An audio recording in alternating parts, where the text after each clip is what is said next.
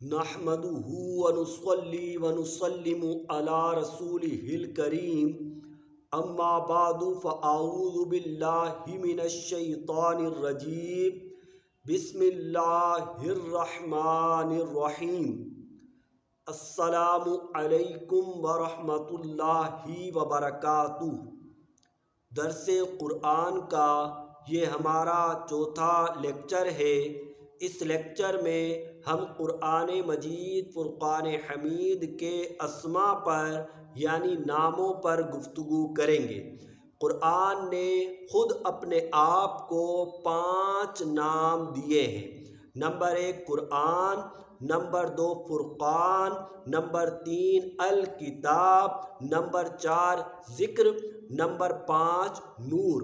قرآن نے اپنے آپ کو خود یہ 5 نام دیے ہیں۔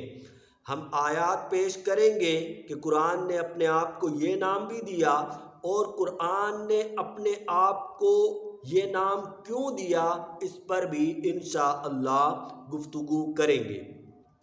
قرآن نے اپنے آپ کو خود قرآن کہا ہے۔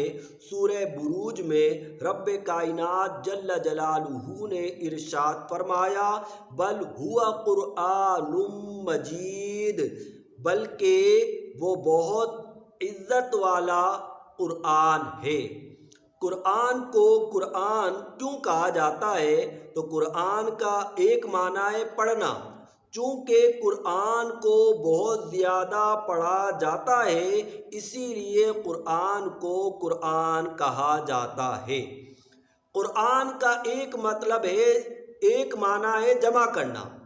چونکہ قرآن میں سورتیں جمع ہیں، بہت سارے واقعات جمع کیے گئے ہیں، بہت ساری نصیحتیں جمع کی گئی ہیں، اس لیے قرآن کو قرآن کہا جاتا ہے۔ قرآن کا دوسرا نام ہے فرقان، جیسا کہ سورہ فرقان کی پہلی آیت میں رب نے ارشاد فرمایا تبارک الذی نزل الفرقان علی عبدہ، برکت والی ہے وہ ذات جس نے فرقان کو اپنے بندے پر نازل کیا۔ قرآن کو فرقان کیوں کہا جاتا ہے؟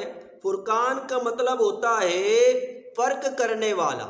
چونکہ یہ کتاب خیر اور شر میں اور حق اور باطل میں فرق کرنے والی ہے، جو اس کتاب کو پڑھ لے گا اس پر حق واضح ہو جائے گا، اس لیے قرآن کو فرقان کہا جاتا ہے۔ تیسرا نام اس کا الکتاب، جیسا کہ سورہ بقرہ آیت نمبر 2 میں ارشاد فرمایا ذالک الکتاب لا ریب فیہ، یہ کتاب ہے، اس میں کوئی شک نہیں۔ قرآن کو کتاب کیوں کہا جاتا ہے؟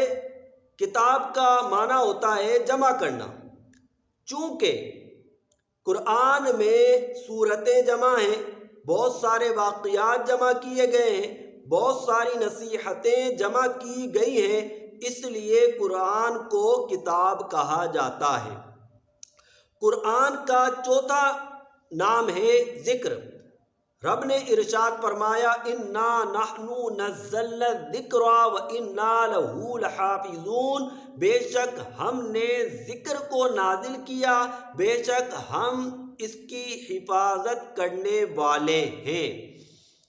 قرآن کو ذکر کیوں کہا جاتا ہے؟ ذکر کا مطلب ہے نصیحت۔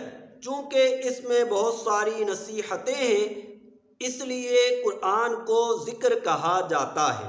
قرآن کا 5واں نام قرآن نے اپنے آپ کو خود دیا نور، جیسا کہ رب کائنات جل جلالہ نے ارشاد فرمایا یا ایھا الناس قد جاءکم برہان من ربکم، اے لوگو تمہارے پاس تمہارے رب کی جانب سے مضبوط دلیل آئی، وَأَنزَلْنَا إِلَيْكُمْ نُورًا مُبِينًا، اور ہم نے تمہاری طرف واضح نور اتارا۔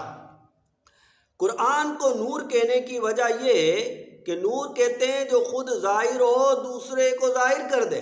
تو قرآن پاک بالکل واضح ہے، واضح ہے، حق کو بالکل واضح کرنے والا ہے، اور جو اس کو اپنا لے گا وہ بھی نمایاں ہو جائے گا، اللہ تعالیٰ اسے بھی عالم میں ظاہر فرما دے گا۔ یہ تھے قرآن مجید فرقان حمید کے مختلف اسما۔ انشاءاللہ اگلے درس کے ساتھ حاضر ہوں گے۔ دعاؤں میں یاد رکھیے گا۔ السلام علیکم۔